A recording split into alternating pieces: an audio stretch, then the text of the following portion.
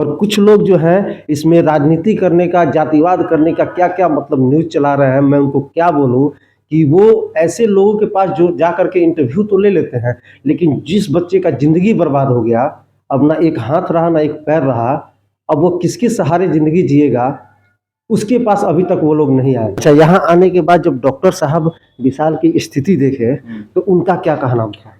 बोले हैं कि बहुत खतरनाक मारा है, कोई भी हाथ जोड़ने वाला नहीं है, हुँ। इसको हमको हाथ काटना ही पड़ेगा। अच्छा। तो हम बोले हैं सर आप प्रयास कीजिएगा, मेरा छोटा भाई है। हुँ। तो बोले कि नहीं हम कोई भी प्रयास कर नहीं सकते, इतना बुरी तरह से इसको पूरा गुद्दी छितार दिया था मार करके कि उनको देखने के बाद दिमाग नर्वसा जाता था। इतना जवान लड़का को बुरा तरह से मारा है लोग। और भी थोड़ा-सा ये आप देख सकते हैं कि किस प्रकार से रॉड से मारा गया इस लड़के को। अब आप रखे रहिए, हाथ नीचे रखे रहिए।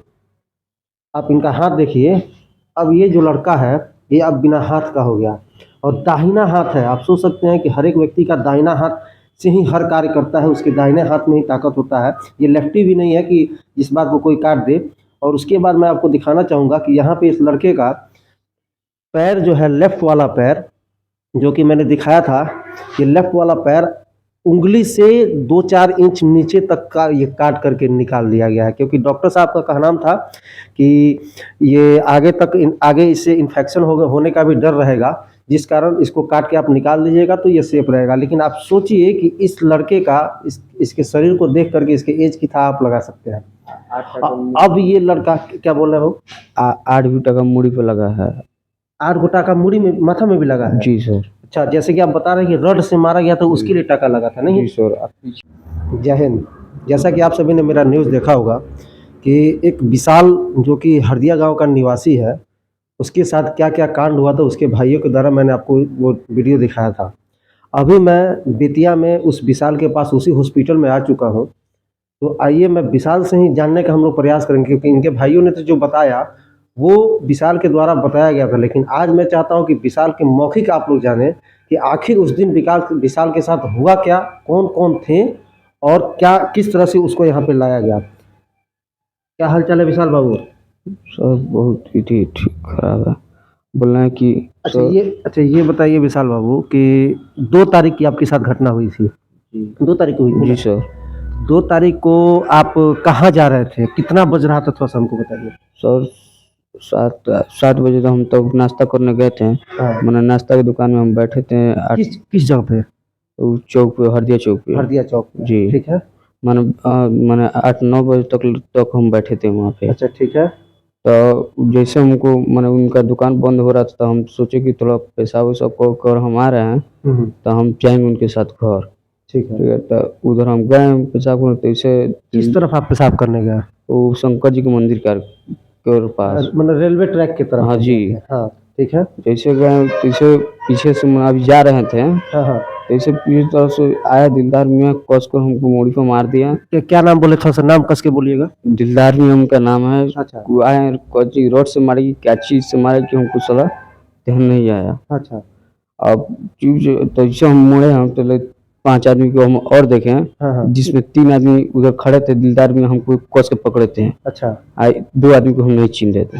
तो मतलब एक दिलदार मियाँ थे और कौन-कौन था वहाँ पे?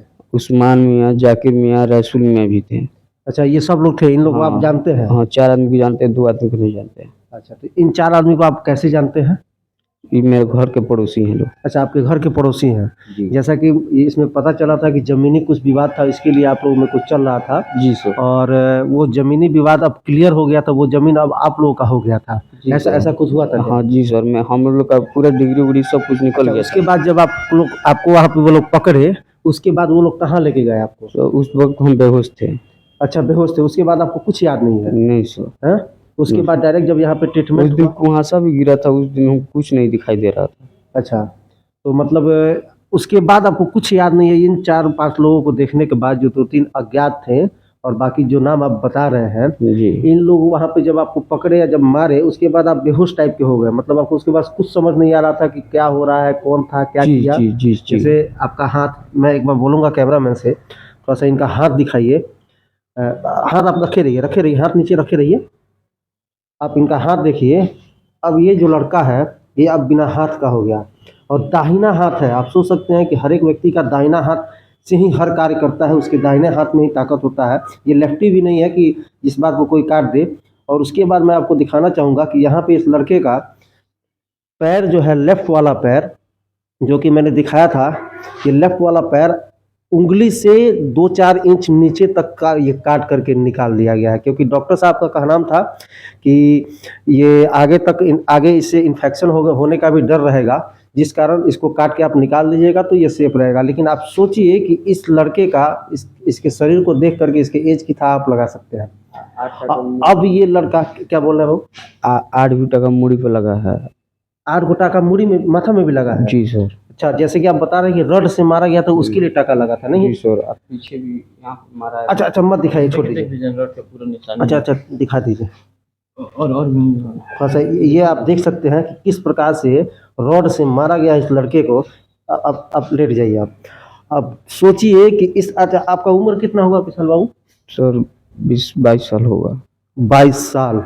सोच सकते हैं कि 20 से 22 साल का लड़का, उसकी लाइफ स्टार्ट हो रही थी, और इस लाइफ स्टार्ट होने के समय में इसके लाइफ का जो दीपक है उसको बुझा दिया गया इन लोगों के द्वारा। और कुछ लोग जो हैं इसमें राजनीति करने का, जातिवाद करने का क्या क्या मतलब न्यूज़ चला रहे हैं। मैं उनको क्या बोलूं कि वो ऐसे लोगों के पास जो जा करके इंटरव्यू तो ले लेते हैं, लेकिन जिस बच्चे का ज़िंदगी बर्बाद हो गया, अब ना एक हाथ रहा ना एक पैर रहा, अब वो किसके सहारे ज़िंदगी जिएगा, उसके पास अभी तक वो लोग नहीं आए। और आज 10 तारीख हो चुका है और ये घटना 2 तारीख की है, यानी 8 दिन हो चुका है। और 8 दिन में अभी तक उनमें से कोई भी व्यक्ति गिरफ्तार नहीं हो पाया है। कहीं ना कहीं इसको मैं प्रशासन की नाकामी कहूँगा, और नहीं तो कहीं ना कहीं प्रशासन में भी इसमें जो है मिली भगत हो सकती है। आइए पहले इनके साथ जो, क्योंकि ये बता रहे हैं कि उसके बाद इनको याद नहीं था, तो एक हमारे इनके भाई हैं, इनसे मैं आपसे बात करने का बताने का प्रयास करूँगा। अच्छा, ये बताइए मनोहर बाबू, आपका नाम मनोहर है ना? जी, मनोहर ठाकुर पड़ेगा नाम मेरा। जब उस दिन इनको बेतिया लेके आया गया था, तो आप भी साथ में थे? जी। क्या स्थिति थी इनकी बहुत स्थिति खराब थी, कि जिसके वजह से हमको जो बेतिया जो हम गए थे। पहले आप लोग किस हॉस्पिटल में गए थे? पहले हम लोग सरकारी हॉस्पिटल में गए थे, जो हॉस्पिटल पहले वहाँ नरकटियागंज, वहाँ से रेफर हुआ तो यहाँ पे आए एमजेके जी, सरकारी हॉस्पिटल में बेतिया। अच्छा। बेतिया से रेफर हुआ पटना PMCH के लिए। अच्छा। तो क्या हुआ कि कोई भी एम्बुलेंस नहीं था, सारा एम्बुलेंस चला गया था पटना, और प्राइवेट एम्बुलेंस हम खोजे, रात भर 4-5 घंटा हम खोजे, कोई एम्बुलेंस नहीं मिला। तो डॉक्टर साहब बोले बंदी वगैरह था? जी, हड़ताल था। डॉक्टर साहब बोले कि जितने लेट कीजिएगा उतने ही इन्फेक्शन फैलेगा और उतने ही दूर से हाथ काटना पड़ेगा। तो उसके वजह से एक आदमी से हमने राय लिया, तो बोला कि अष्टविनायक हॉस्पिटल बहुत बढ़िया हॉस्पिटल, उसमें जा करके जितना जल्दी पहुँचे उतने जल्दी पहुँच करके अपना ऑपरेशन करवा लीजिए। तो उनसे हम राय लिए, तो बोले कि वहाँ पे चले जाइए। तो हम उनसे मतलब यहाँ आ गए। अच्छा, यहाँ आने के बाद जब डॉक्टर साहब विशाल की स्थिति देखे तो उनका क्या कहना था? बोले हैं कि बहुत खतरनाक मारा है, कोई भी हाथ जोड़ने वाला नहीं है, इसको हमको हाथ काटना ही पड़ेगा। तो हम बोले हैं सर आप प्रयास कीजिएगा, मेरा छोटा भाई है। तो बोले कि नहीं, हम कोई भी प्रयास कर नहीं सकते, इतना बुरी तरह से इसको पूरा गुद्दी छितार दिया था मार करके कि उनको देखने के बाद दिमाग नर्वसा जाता था। इतना जवान लड़का को बुरा तरह से मारा है लोग। सोच सकते हैं कि स्थिति क्या थी।